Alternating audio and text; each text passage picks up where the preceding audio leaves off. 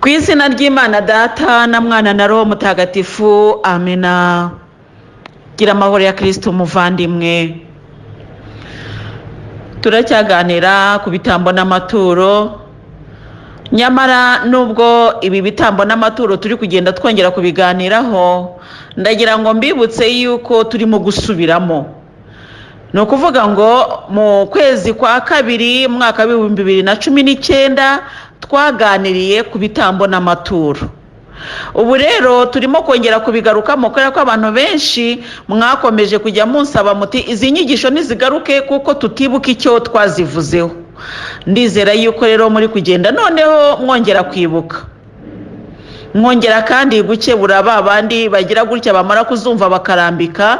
Mbabwira ni rero naho mwazumvise mukarambika, ariko inyigisho ubwazo ntago zataye agaciro, ndetse n'ikimenyimenyi n'uyu munsi yuzumvise wumva ko zigifite agaciro, zifite uko ziri kuguhwitura kandi nyamara wari warazumvise. Muritonde rero bagenzi bagana mu ijuru, muritonde kugira ngo Nyagasani atazaza agasanga musinziriye kandi mwari mwaraburiwe.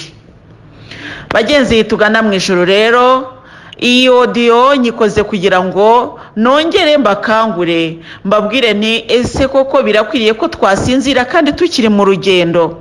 Nyamara Nyagasani Yezu azagaruka, ntabwo yigeze atubeshya. Yezu Kristo rero yansanze uyu munsi muri iri joro anganiriza ku magambo ngiye kukubwiraho. Ariko kandi na magambo mvuga ni usanzwe uzi, ariko akambwira ati ongera unyibukiriza abana. Ubwo rero mbanje kukwibutsa muvandimwe, ntabwo nzanye inkuru nshyashya ahubwo nje kukwibutsa.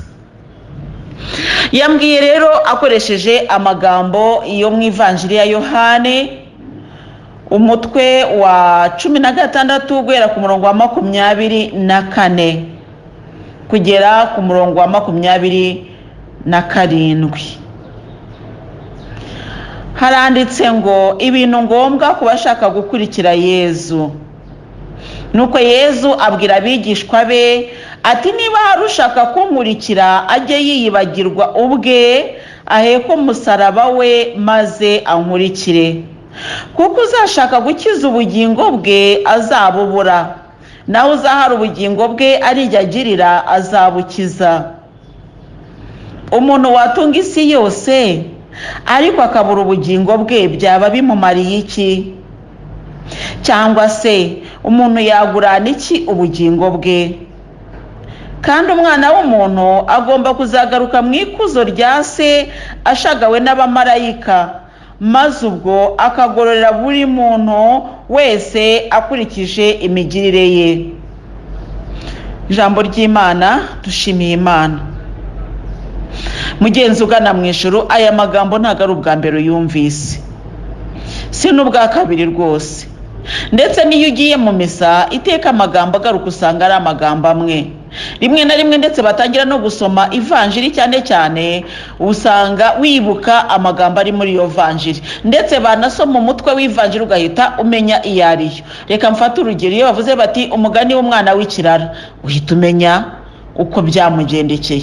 Mbese no kuvuga ngo hari amavanjiri twagiye dusa naho dufata mu mutwe, ariko Nyagasani Yezu akavuga ati kwifata mu mutwe ubwabyo ntago ari bibi, kuko burya ufata mu mutwe ikintu kikunejeje cyangwa se ikintu wagiye wumva kenshi. Kuba warayifashe mu mutwe ni ukubera ko wayumvise kenshi, ariko kuba warayifashe mu mutwe ntibikubera impamvu yo kugira ngo ya vanjiri ihinduke ibisanzwe kuri wowe, ahubwo nibe igukangura buri munsi, ikubere nka rya jambo uhorana mu mutima wawe, rihora rigukangura n'igihe ugiye gusinzira ukongera ugakanguka.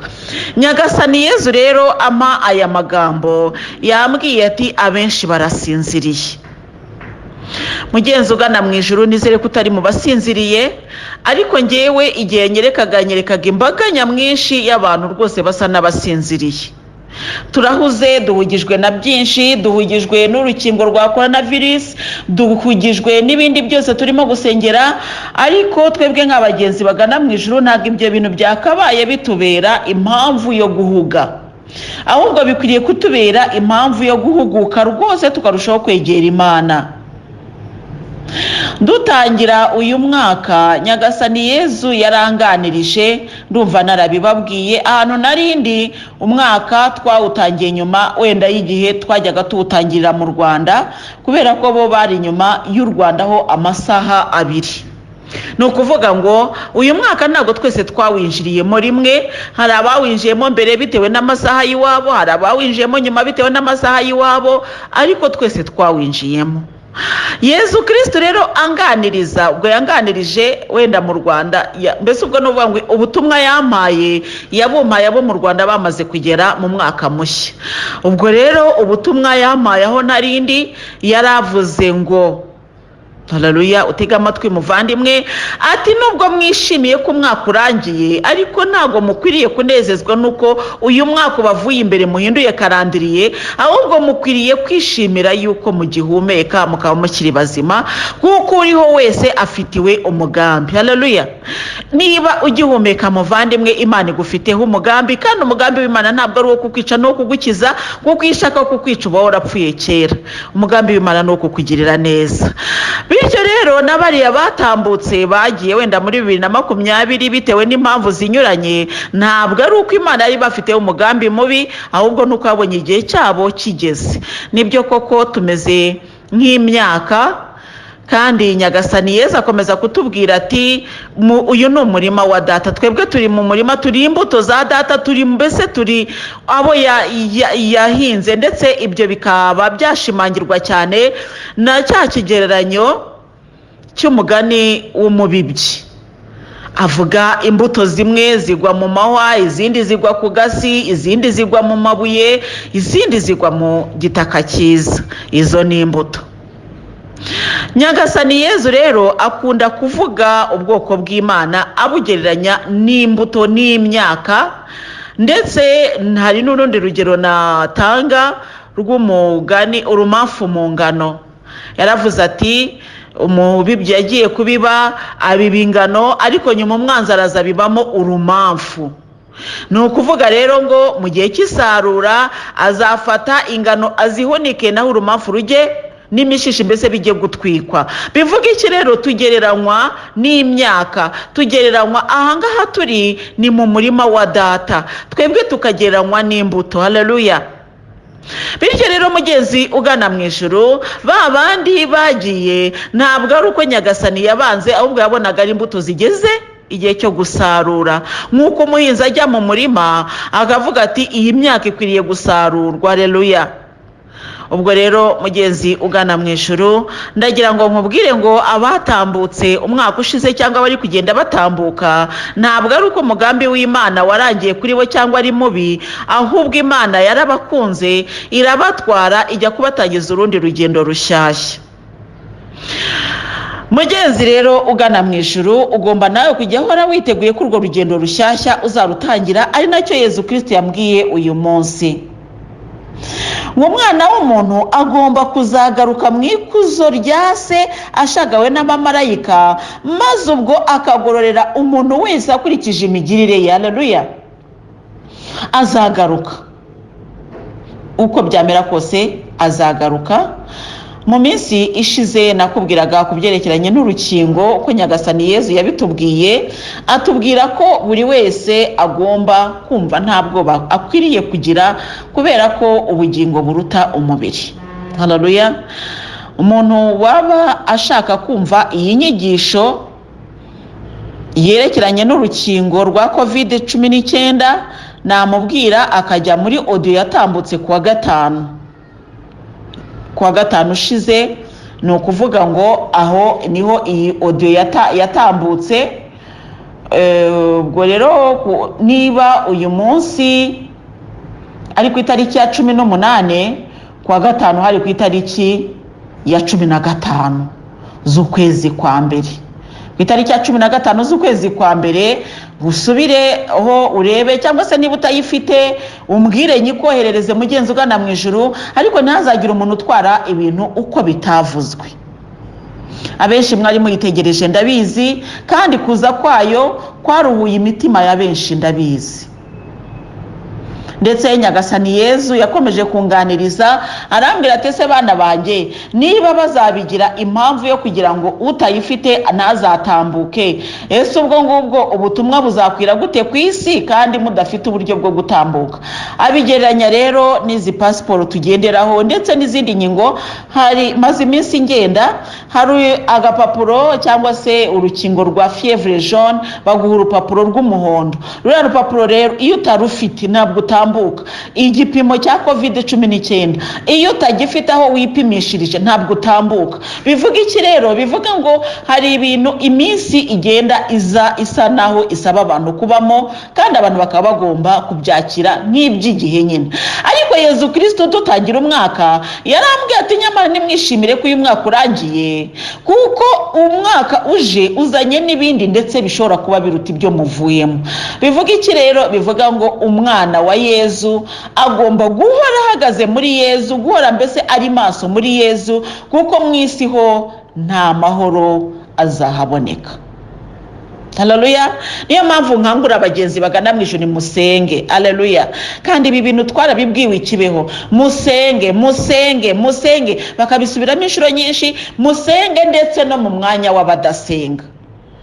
Nyamara ariko usanga natwe igihe cyacu cyo gusenga kibaye gitoya kubera za gahunda z'isi zigenda zitumira, ugasanga twatwawe n'ubwo bucogocogo bw'isi. Kandi ijambo ry'Imana riratubwira ngo murabe maso hato mutazatwarwa n'isindwe n'ubucogocogo bw'isi bw'ubuzima, uwo munsi ukazabagwa gitumo. Murabe maso bagenzi tugana mu ijuru, nimureke tube maso pe. Ariko ntabwo bitworoheye kuba maso, kuko isi nayo ubwayo iri kugenda ituzana bwa bucogocogo ryasindwe, bya bindi byose ishaka kutumirisha iragenda ikomeza kubituzanaho. Nyamara nyagasani Yezu akavuga ati murabe maso. Kuba maso rero ushobora kuba uri gutanga amaturo, mu kuba maso ushobora kuba uri gusenga, mu kuba maso ushobora kuba mbese bya bindi byose. Ariko haleluya, ibikorwa, iri jambo ryitwa umwana w'umuntu agomba kuzagaruka mu ikuzo rye ashagawe n'abamarayika, maze akagororera umuntu wese akurikije imigirire ye. Imigirire, ibikorwa. Haleluya. Abigishwa ba Yezu, kandi ugomba ndi gusubiramo, abigishwa ba Yezu baraje baramubwira bati mbese nyagasani wamenye biri kuba? Roho mbi ziri kutwumvira, yewe bwe turi mbese biri gukoreka, ibitangaza bapfuye barimo kuzuka, mbese wabimenye? Yezu Kristo aravuga ati nimwishimire ibyo ngibyo. Ibitangaza biri gukoreka bigomba gukoreka muvandi, kuko nyagasani atanga ububasha, ntabwo yatanze ubw'igice. We yarazi ko ububasha bahaye buzatuma bakora ibyo ngibyo. Arambwira ati ntabwo ibyo ari byo bikwiriye kubanezeza, ahubwo nimwishimire ko amazina yanyu yanditse mu gitabo cy'ubugingo. Haleluya. Mwishimire ko amazina yanyu yanditse mu ijuru. Haleluya. Icyo nicyo gikwiriye kunezeza intumwa n'abigishwa ba Yezu.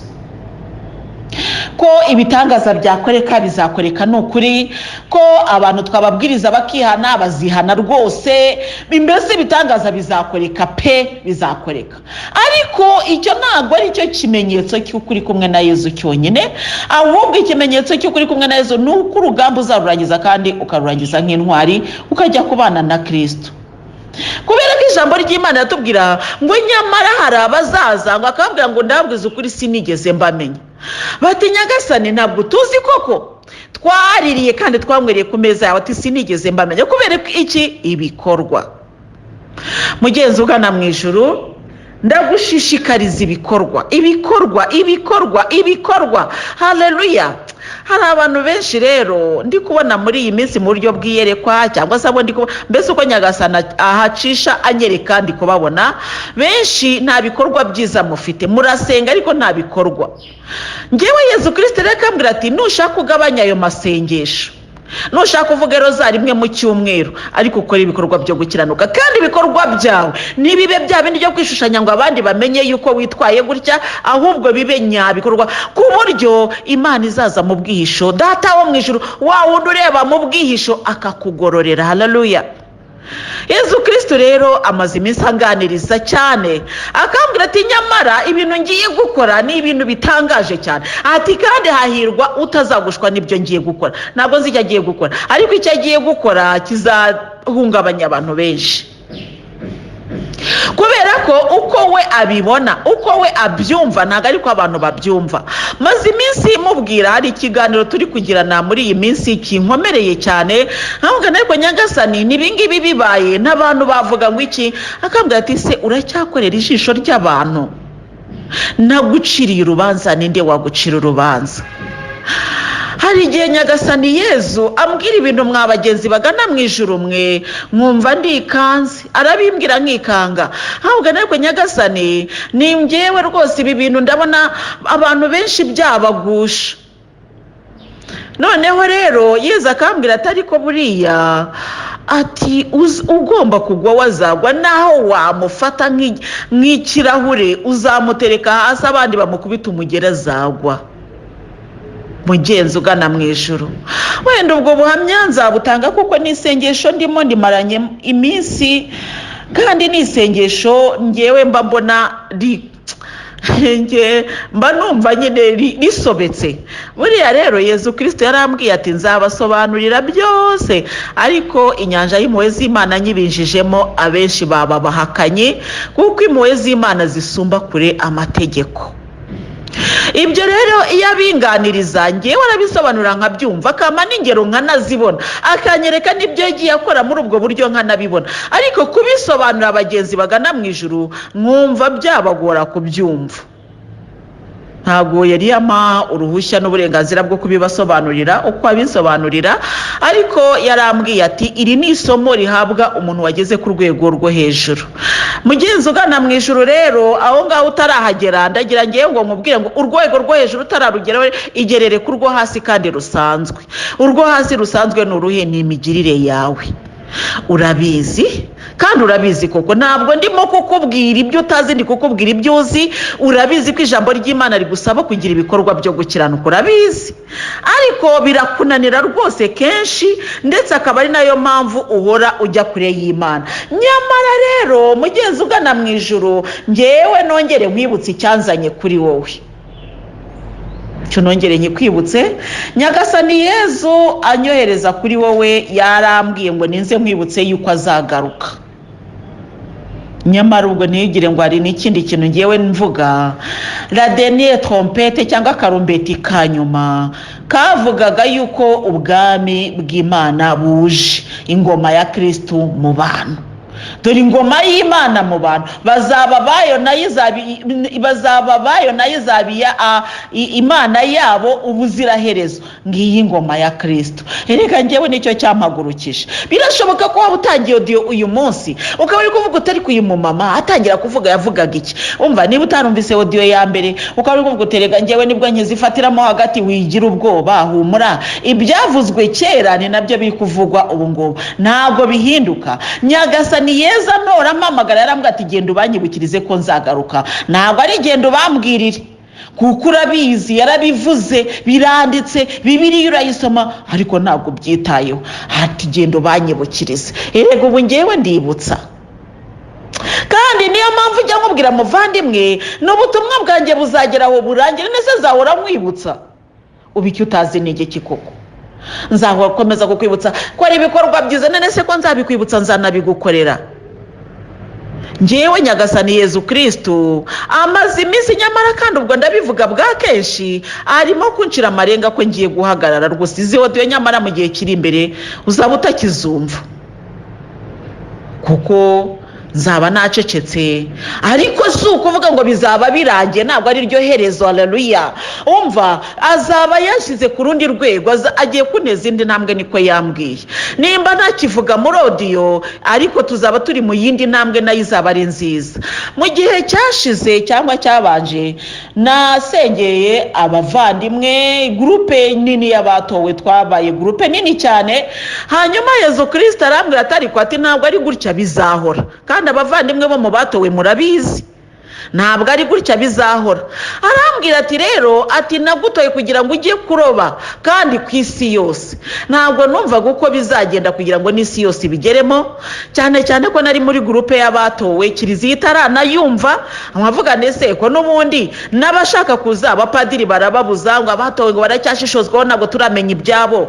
Ese ubwo Nyagasani Yezu n'abashaka kuza ku ruziba bakumira bizagenda biti? Ariko Yezu Kristo arambwira ati nakugize nk'akanyoni, bwo ndi gusubiramo kandi kugira ngo abafate audio hagati wenda ndabizi ko aryo hasubiyemo nawe warabyumvise, ndabisubiramo bikongera bikakuryohera kuko aya magambo atarayanjye ahubwo araya Yezu wantumye. Nuko rero nicyo nakubwiraga. Arambwira ati ariko wowe nakugize nk'akanyoni. Ataka akanyoni rero karagenda kakaririmbira mu giti, hagira ugatera ibuye kakaguruka kakimuka kakajya kuvugira mu kindi giti, ariko ntawe uzabuza akanyoni kuvuga kuko ntawe uzagahanura mu kirere. Ubwo niko Nyagasani Yezu yambwiye kandi nuko ubwo rero banyirukana mu giti kimwe nkajya mu kindi ngakomeza nkavuga. Ariko icyo nshaka kukubwira mugenzi ugana mu ijuru nuko kuva natangira gukorera Yezu, nukuvuga ngo Yezu yambonekeye muri 98, ndamukwepa ndamuhunga, ibyo njya mbivuga cyane. Ntangira gukora umurimo wa Yezu hari nko muri 2003 na 2 aho ngaho, ariko ku mugaragaro twagiyeho muri 2003. Ntabwo imyaka nyibuka neza, ariko ni muri iyo myaka dukorera Yezu rero hamwe na gurupe ntoya twari turimo. Dutangira turi gurupe ntoya y'abamama rwose batarenze 3, hagenda haza abandi bafashwa bahaguma bakazana n'abandi, tuza kugera ubwo tubaye gurupe nini. Cyo ngibyo narabivuze, ubwo ndi gusubiramo mwihangane, kandi biba ari ngombwa ko mbisubiramo kuko hari benshi baba barabyibagiwe. Gurupe imaze kuba nini, Yezu Kristo araza aratwibwirira, tumva rero uru rumuri mbacaniye ahangaha abo twari kumwe murabyibuka, turi muri sempora, turi rumuri mbacaniye, ati nimugende mujye kurushyira n'abandi, atubunda bohereje. Nabicaje aha ngo mbigishe, niko Yezu yatubwiye icyo gihe, ati nabicaje aha ngaha ngo mbigishe, ariko nimara kubigisha mbohereze mujye kwigisha abandi. Ati murabyumva? Ntiturabyumva. Mbere yuko twohereza rero yabanje kuza anyereka buri wese muri twebwe amuhaye igiti cy'ururabyo. Nabonaga biteye muri vaze, kandi naraje ndabibwira abavandimwe, ndababwira nabonye Yezu aduha buri wese ururabyo ruri muri vaze, ariko rumaze kugera ku kigero kiza rufashe, ubona ko rutazanapfa. Noneho aravuga ngo buri wese muri iyo pepiniyeri nafate vaze nziza cyane y'umweru yari itereyemo ururabyo rwiza. Arambwira ngo mbwire buri wese afate ururabyo ajye kurwitaho kandi ruzabyara umusaruro. Njyewe mbona mpaye ururabyo nabonaga rutameze nk'iz'abandi, ururabyo rwiza cyane kandi rwari runini cyane runarabije, rufite abandi yabahaye indabyo zikiri ntoya, ariko njyewe urwanjye nabonaga rurabije. Noneho arangije arambwira ngo nindufate. Uko narufashe rero haje umuyaga mwinshi cyane, umuyaga ugahuha kuri rwa rurabyo, ariko mwumva imbaraga zimbwira ngo komeza ufate. Ndakomeza ndafata. Arangije arambwira ati rero ubu ngiye kukwereka aho utera uru rurabyo. Ahantu yanyeretse hari ahantu hari sima hanakomeye gucukura. Arambwira ati ahangaha niwe ugiye gutera uru rurabyo. Ndaracukuye na rwa rurabyo nyirufite ndacukura. Noneho yampaye ipiki ibintu byo gukoresha, ariko nkabona aho ngiye kurutera ari ahantu hari nko ku marembo, nk'uko wakwinjira mu gipangu, mbese ahagana mu marembo. Arambwira ngo hano ugiye gutera ururabyo. Nese ko ndeba nduteye mu nzira. Arambwira ati impamvu ugiye gutera ururabyo mu nzira rero ni ukubera iki? Uyu ni umuti, uyu muti uzasoromwaho n'amahanga yose, kandi uzasoroma kuri uru rurabyo uyu muti azakira. Aturunure rwo rurabyo nguhaye. Abavandimwe ndagenda ndabibabwira, Yezu Kristo aduha izo ndabyo, turagenda. Ubwira iryo yerekwa ryararangiye, abavandimwe ndagenda ndabibabwira. Nyuma yaho icyakurikiyeho rero ni iki? Hari umupadiri wari uri muri Saint Paul, amafoto arahari n'amateka arahari, hari ibintu burya abantu badashobora guhakana. Umupadiri yahageze muri Sainte Famille, asanga abagore bamamaza izuka rya Kristo batumvwa, mbese bataramenya ngo ni bantu ki. Uwo mupadiri araza arakurikira, amaze gukurikira neza araza aratubwira ati njyewe abantu barabavuze barabasebeje ariko naje gusanga muri groupe y'abantu basenga ati njyewe ubwanjye nikoreye ubushakashatsi kenshi nohereje intumwa kuza kureba aho musengera naje gusanga amasengesho mukora ari amasengesho y'ukuri ati none abagore bamamaza izuka rya Kristo ngiye kubagira kuko ari kire wa Sainte Famille padiri mukuru nyine ati ngiye kubagira itorero ryemewe nkandi yose mu ikenurabushyo rya Arkidiocese ya Kigali adushyiramo ndetse banavuga bati amatorero yemewe n'abagore bamamaza izuka rya Kristo bakaba barimo. Ubwo rero bikomeza kugenda wa mupadiri wo watubwiye ibyo ni nawe wamamagaye ngiye ku giti cyanjye arambwira ati Louise rero ati narakomeje ndumva numva iby'umwepiskopa avuga nsanga ngomba kubahagarika. Ize padiri muduhagaritse twakoze iki? Atoya ati ntago muzongera gusengera muri Saint Paul. Ibyo bintu njya mbivuga kenshi. Noneho arambwira ati urumuri Yezu yabacaniye ubutumwa yabahaye ni mujye kwamamaza no ku bandi.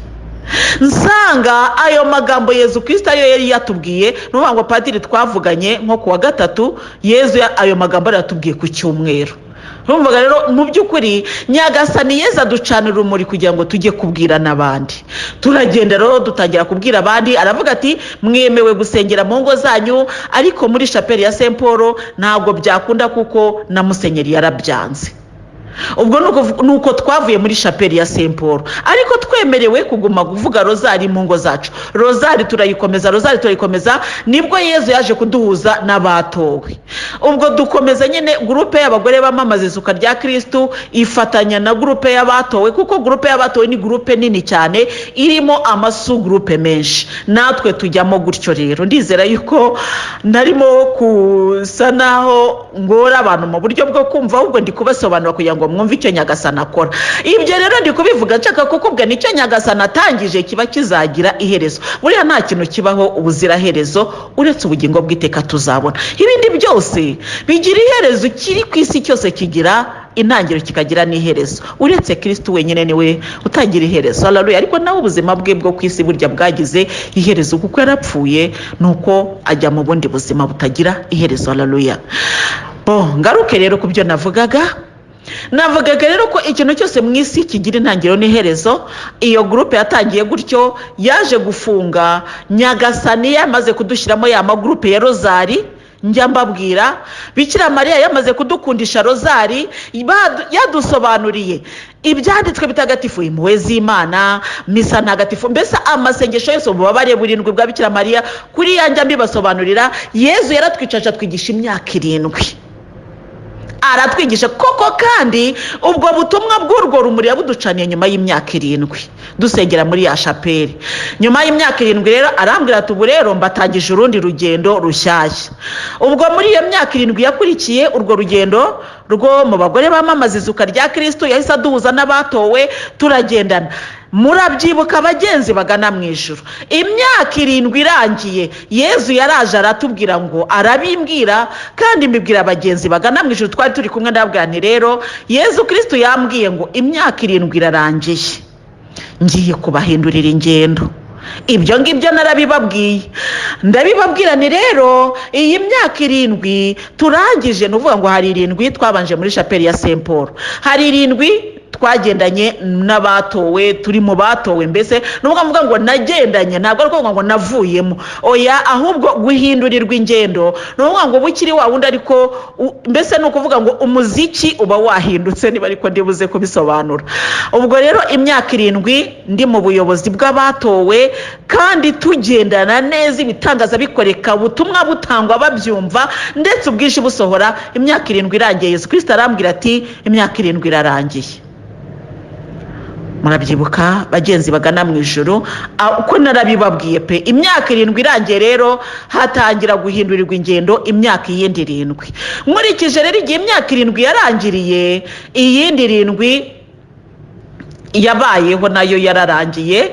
Noneho rero Nyagasani Yezu arimo kuza kunganiriza muri iyi minsi, arimo kubimbwira kuko Nyagasani Yezu ntabwo nigeze mfata umwanya ngo mbare ngo mvuge ngo iyo myaka 7 yo mu batowe yarangiye ryari, ariko ambwira ko agiye kwimpindurira ingendo mu batowe yarabimbwiye kandi abo twari kumwe narabibabwiye. iyo akurikiyeho rero ingendo ntabwo ari ingendo mbi, kuko icyo gihe mu bagore bamamaza izuka rya Kristo, reka mvuge niba twari tugeze mu bantu 100, ni urugero ndi gutanga, ntabwo nabaze, ariko reka tuvuge ko twari abantu 100, ariko twatangiye turi 3, nabo abantu 100 mu myaka 7 bari benshi kuri groupe itarumvwaga, yari irimo nyine ubuhanuzi, ni nabwo bwatumaga batayumva. Haza imyaka 7 mu batowe. Ndibuka ko twigeze gukora umunsi mukuru igihe kimwe, twiteguye kwakira abantu 1000, twakira abantu barenze 1000 mu batowe. Ngo yari groupe imaze kugera kuri abo bantu mu myaka 7. Noneho nyuma y'imyaka 7 rero, uyu munsi aho Nyagasani yantangirije audio, uyu munsi ubu ndi kubara abantu barenze 2200, wenda agiye kuri njye abo noherereza ama-audio bararenga abo ngabo, kandi abo noherereza baha n'abandi. Kandi n'uyu munsi hari abantu baba basaba kwinjira mu magroupe. Bivuga iki rero? Hari abantu bakiza, hari abantu bakiza benshi rwose baraza, hari abantu bakinsaba kwinjira mu magroupe, bakinsaba kwinjira mu magroupe. Birumvikana icyo wenda nacyo ni igisobanuro numvaga byaba byiza ko ikivugo ntacyo gitwaye. Iyo abantu basabye kwinjira mu magroupe, mbanza kubashyira, no kuvuga ngo abari groupe nshyashya ngenda nshyiramo abantu, hakaba n'andi magroupe mbanza kureba rero mu yandi magroupe, nkareba abagiye bakora left, abagiye bavamo, nkabanza nkuzuza ya magroupe asanzwe, nkabona gukomeza muri ya groupe yindi ibisanzwe nyine navuga ngo ifunguye yakira abantu binjiye. Bityo rero abantu bagenda binjira byibuze ku munsi ntabwo bashobora kujya munsi y'abantu 5, ntabwo rero ari bakeya. Abantu 5 binjira buri munsi ntabwo baba ari bakeya, kandi binjira ku bushake bwabo ntabwo baba ari bakeya. Rero ngewe abo noherereza ama-audio bageze kuri abo ngabo, kandi nabo boherereza n'abandi, ku buryo ntajya rwose ntekereza yuko abumva audio byibuze ku munsi baba bari munsi y'ibihumbi 3. Ntabwo bari munsi y'ibihumbi 3, kandi bari hehe ku isi yose. Iyo rero iyo myaka Nyagasani Yezu Kristo arimo kumbwira ko nayo igiye kurangira. Ubwo nukuvuga ngo niturangiza audio mu buryo wenda bwabo bantu bangana gutyo, turi buze gufata ikindi cyiciro kizaba cyagutse kurusha icyo turimo. Icyo nakubwiye nuko uko icyiciro kigenda gisozwa niko tugenda twaguka. Tugiye kwinjira mu gihe cyo kwaguka. Ntabwo nakubeshya ngo, kuko ngewe buri gihe Nyagasani yasezeye ntabwo mba nzi ngo azabigenza gute, ntabwo nzi n'ubu ngubu ngo bizagenda, ntabwo nzi ngo icyiciro gikurikiyeho kimeze gute. Gusa icyo nabonye cyo nuko kizaba ari icyiciro gikomeye cyane. Ntabwo nzi ngo kizakorwa gute rwose. Ubu wenda ndamutse no kuvuga ngo byakorwa gutya, ubwo naba ndi kubeshya. Iteka yagiye gusoza icyiciro ntabwo mba nzi ngo agiye gukurikiraho iki. Ajya byemera rwose ko nanjye mba ndi mu rujijo kugeza umunsi yaje akaba ari ubisobanura. Nyagasani Yezu ajya nkoresha muri ubwo buryo. Abantu twagiye tugendana murabizi ko Nyagasani Yezu ajya nkoresha mu buryo bwo gutungurana, nanjye ubwanjye ngatungurwa ndi kumwe n'abandi. Ajyamo kumenya ubwenge ntari nsanganywe. Ndatanga urugero rw'ahantu nigeze kujya gusaba akazi, barambwira bati si imashini uzi kuyikoresha, ntindabizi, kandi mu by'ukuri ntabyo narinzi. Yezu Kristo ikintu yankoreye ni iki: yaraje anyicaza kuri ya mashini, aranyigisha mu gihe kitarenze ukwezi kumwe. Nari nabaye expert ku buryo banzaniraga n'abantu baturutse mu zindi ntara kugira ngo mbigishe iyo mashini. Nta muntu, n'ukuri ndarahira Imana ishobora, nta muntu wigeze anyigisha iyo mashini. Yezu Kristo yanyicaje kuri iyo mashini, arayinyigisha kugeza ubwo najyaga nigisha noneho n'abaturutse mu ntara. Bivuga iki rero? Nyagasani Yezu ajya ahera ndavuga ngo no kubusa kakubaka. Ibyo arabishoboye rwose. None rero bagenzi tugana mu ijuru, ibyo nabivugiraga yuko hari ikindi cyiciro kigiye gutangira. Ntabwo nabeshya ngo ni ryari, gusa iryo jwi rimaze iminsi riza ringaniriza rimbwira gutyo, mwumva ko hari ikindi cyiciro kigiye gutangira. Ndagira ngo mbateguze, nimwumva ikindi cyiciro gitangiye nimuzatungurwe. Kandi ndagira ngo mbabwire ntabwo izi audio zizaba zihagaze, kubera ko nk'ubu turi gusubiramo muri audio twatanze ku maturo, ariko ziracyaryoshye. Hari n'izindi urumva hashize imyaka natangiye audio muri 2017, ubwo nawe wakora imibare ukareba turi mu mwaka wa 4. Iyo myaka ishize rero audio zisohoka buri munsi birumvikana ko zikiri nyinshi. Niyo twavuga ngo tugiye kongera kuzisubiramo, ari ziri kuri YouTube, ari ziri muri audio nyine muri groupe, ari n'iziri muri application kuko nayo irakora. Mwabagenzi bagana mu ijuru mwe, ijambo ry'Imana ryaravuzwe. Haleluya. Ijambo ry'Imana ryaravuzwe kandi abantu bararyishimiye. Ubu rero ndagira ngo nongere mbibutse icyatumye Nyagasana mpamagara, ariko kandi ubwo nicyo cyatumye mvuga ayo mateka yose. Nagira ngo mwibutse icyatumye mvuga. Ntabwo nasaze ntabwo ndwaye mu mutwe gwenda ngo mvuge ngo narafashwe mfatwa gutyo ya yewe n'ikimenye ntabwo uzambona mu isoko no mu hehe ndi kubwiriza ya Nyagasana afite uburyo ngendesha nuko akambwira ati ngaho vuga. None rero mugenzi ugana mu ijuru, Yezu Kristo nora yarambwiye ati genda ubibutse. Ariko nyamara ubwo nicyo cyatumye mbivuga ayo mateka yose navuze ngira ngo nkubwire ni kwibutsa ntago guhoraho. Burya kwibutsa kuraza kukakwibutsa noneho nawe ukajya mu byibukwa. Haleluya. Nimwibuke rero, haleluya. Ibuka aho wanyuranye n'Imana. Nge sinari mara Umumararungu Marie Louise, sinari mpagaze, ariko hari aho wanyuranye n'Imana kandi habaye ahantu hakomeye. Ibuka, haleluya. Wibuka ibyo Yezu yakugiriyeho neza, wibuka ubutumwa yaguhaye, wibuka amasezerano yaguhaye kandi uyakomere. Haleluya. Nyagasani Yezu rero ngewe ngiye gusoza ijambo ry'Imana uyu munsi, nsozesha ibyahishuwe nkuko bisoza nyine Bibiliya. Nongere nibutse ubwo rega mba ndi kwibutsa, hari umuvandimwe duherutse kuganira namwe ati se mama Louise ati nuko uravuga ati nkumva uri gusubira mu byo watubwiye, kandi nibyo koko ibitambo n'amaturo koko twarabiganiriye, sibyo? Ariko mwaje gusanga yuko ibitambo n'amaturo naho bitaniye n'inyigisho mperutse gutanga ku muhanuzi. Mwaje gusanga satari bimwe, nubwo usubiramo titire ziba zitandukanye, ariko mu by'ukuri bivugwa byo biba ari bimwe. Umuhanuzi twamuvuzeho, tuvuga ku mukozi w'Imana twamuvuzeho ubwe ku giti cye, tutavuga ku maturo. Ubu turi kuvuga ku mukozi w'Imana, tuvuga no ku maturo, kugira ngo twumve ko umukozi w'Imana impamvu tugomba gutura ni iyihe. Nuko twaje gusanga umukozi w'Imana ari umuntu ukenewe, kandi nubwo akenewe bwose ntabwo abeshwaho n'umuyaga, ahubwo umukozi w'Imana abeshwaho n'abantu b'Imana. Haleluya. Ubwo rero bituma kuvuga ku maturo tutavuga ku mukozi w'Imana ntabwo byakunda. Ubwo rero twaje kubivuga, ndetse ejo bundi twaje kuvuga tuti ese ni gute twaha umukozi w'Imana ituro. Twaje gusanga rero ngo nugusubiramo ho gakeya, twaje gusanga umukozi w'Imana numara kumenya ko ari umukozi w'Imana, ikizaba gisigaye ni ukumugenera icy'Imana nawe yakugeneye kumuha. Haleluya.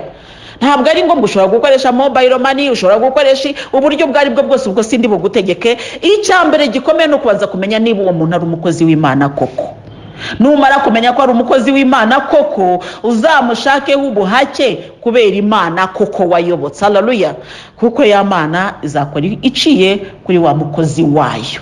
Abari nk'umukozi wa kampani aho hantu, abari nk'umurepresenta, njya mbona tujya kugura amakarita ya MTN, tujya hehe ku bantu bakorana na MTN nyine, tukaba tuzi ngo uyu ni umwagenti wa MTN. Wagira ikibazo, telefone yagize ikibazo, ukajya kuri wa wundi akakubwira ati ibi ngibi wenda simbishoboye, akakohereza kuri service center, ukamenya ngo urajya hehe. Turabizi kampani zirakora, ubwo nafashe MTN ni rwo rugero mfashe hafi, ariko kampani zirakora turabizi.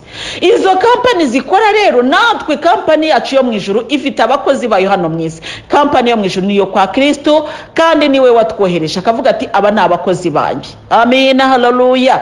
Noneho rero wa mukozi w'Imana akaba agenewe nawe gutungwa n'iby'Imana yageneye abakozi bayo. Nidusoma rero mu gitabo tukabona muri Bibiliya nyine, tukabona ukuntu abarevi bagiye babaho mwimuka Misiri, turaza gusanga abarevi baratungwaga n'amaturo yatangwaga n'abayoboke b'Imana. Ubwo nuko kuvuga rero ngo abakozi b'Imana tuzajya tubageranya n'abarevi, bagomba gutungwa rero n'umugati watanzwe mu rusengero. Noneho rero ibyo twarabiganiriye, ubwo mbaye wenda nk'ubinyuramo gakeya, ariko n'ejo bundi tuzakomeza, ko ejo ni isengesho, ariko ejo bundi tuzakomeza nyine dukomeza kugana ku bitambo n'amaturo. Haleluya. None rero ijambo ry'uyu munsi mwaryumvise, icyo Nyagasani ari kudusaba mwacyumvise. Reka nongere ngisubiremo mbere yuko dusoza. Nyagasani Yezu aravuga ngo ko ngiye kuza kugororera buri wese nkurikije imigirire ye. Haleluya.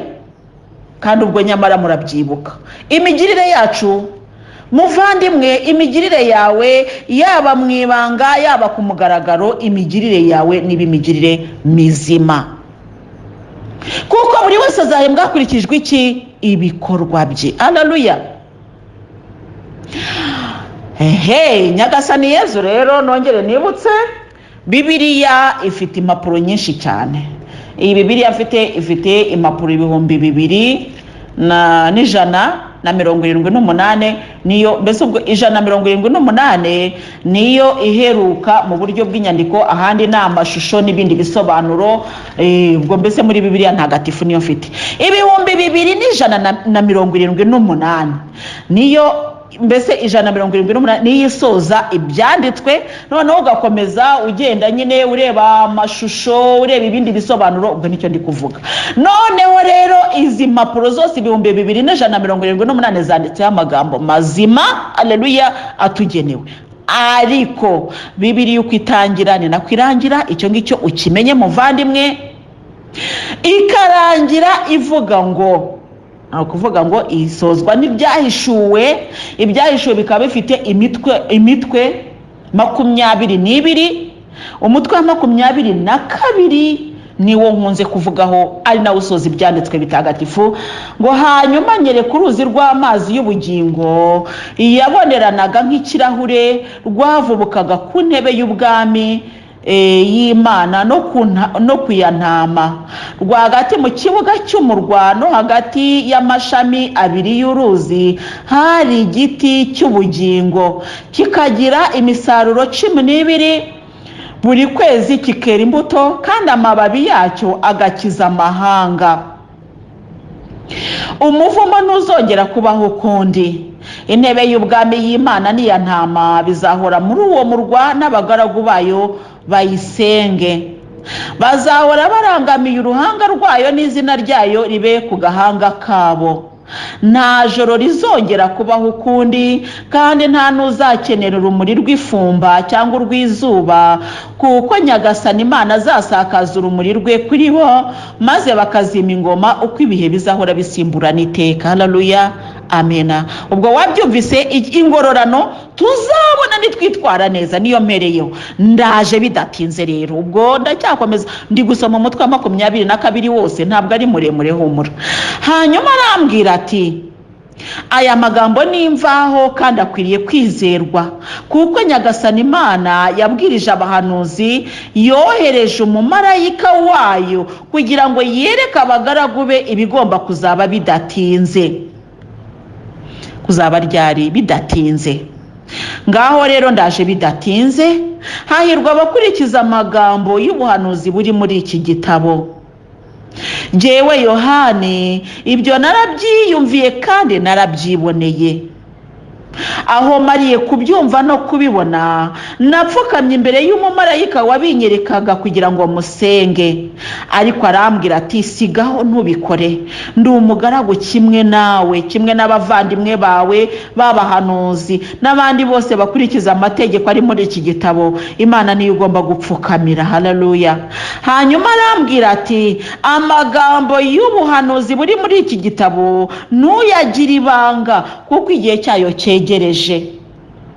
Umugira nabi nakomeza agire nabi, n'uwanduye akomeze abe mu bwandure, ariko n'intungane nikomeze ikore neza, umutagatifu akomeze yitagatifuze. Dore ngiye kuza bidatinze, kandi nje mfite ibihembo nateganyije kugira ngo ngororere buri muntu nkurikije ibikorwa bye. Haleluya. Reka dusubiremo. Dore ngiye kuza bidatinze, kandi nje mfite ibihembo nateganyije kugira ngo ngororere buri muntu nkurikije ibikorwa bye. Rigewe Arufa na Omega, uwibanze n'uwimperuka, intangiriro n'iherezo. Hahirwa abamesa amakanzu yabo kugira ngo bagire uburenganzira ku giti cy'ubugingo, kandi ngo binjire mu murwa banyuze mu marembo yawo. kuko abimbwa n'abarozi, amahabara n'abicanyi n'abasenga ibigirwamana n'umuntu wese ukunda ibinyoma kandi ubikoresha, abo bazahera hanze.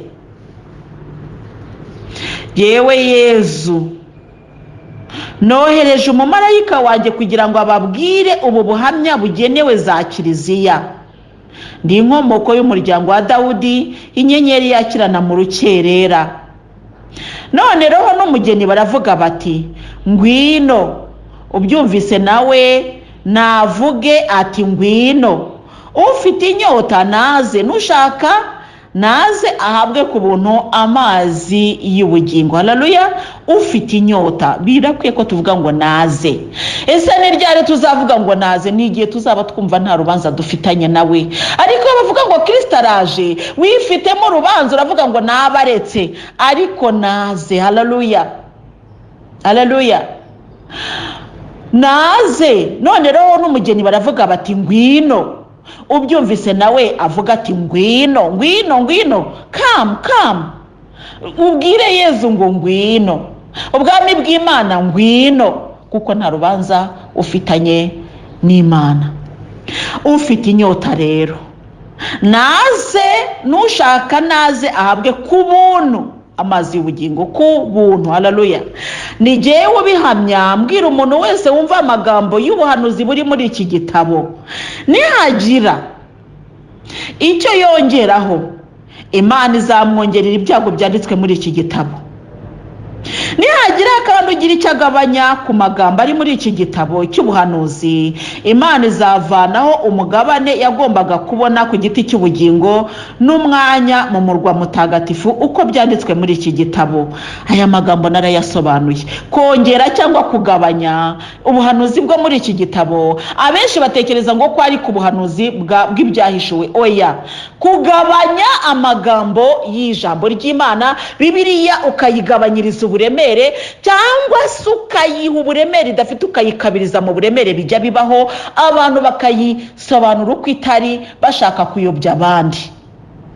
Haleluya. Umuntu akajya hano akaba azi ko navuga ijambo risanzwe batari bumwumve, akitwaza Bibiliya kugira ngo agushe itorero. Ibyo bibaho rwose, ibyo bibaho. Abona niba abandi bagenda bongera amagambo ku yari muri iki gitabo cy'ubuhanuzi. Haleluya.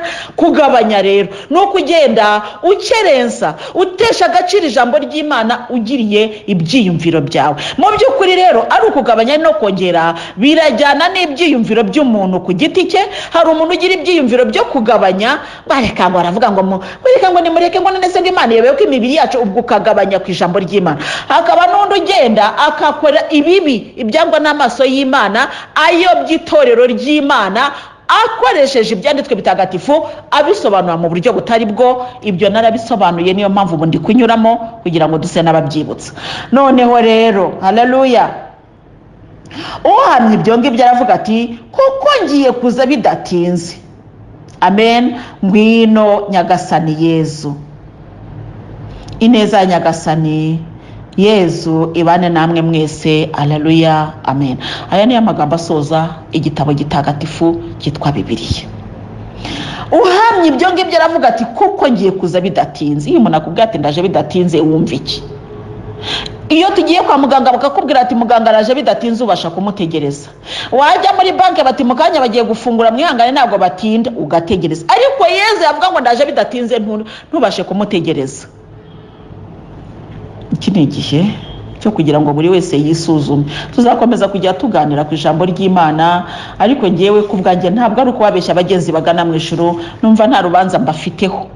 Nababwiye icyo Nyagasani yambwiye cyose. Nageze ubwo wa mugani numva nabyita kwambara ubusa mu buryo bwo kwigisha kugira ngo mwumve. Haleluya. Ndizera ko mwumvise, kandi ndizera yuko nta rubanza mfitanye na buri wese uri muri twebwe, ahubwo numva nishimiye yuko iri jambo ryakiriwe kandi ryakiriwe na benshi. Yezu wadutoye akaduhuza rero, aragahora asingizwa, asingirizwe rwagati muri twe ubu n'iteka ryose. Amina. Ku izina ry'Imana Data na Mwana na Roho Mutagatifu. Amina.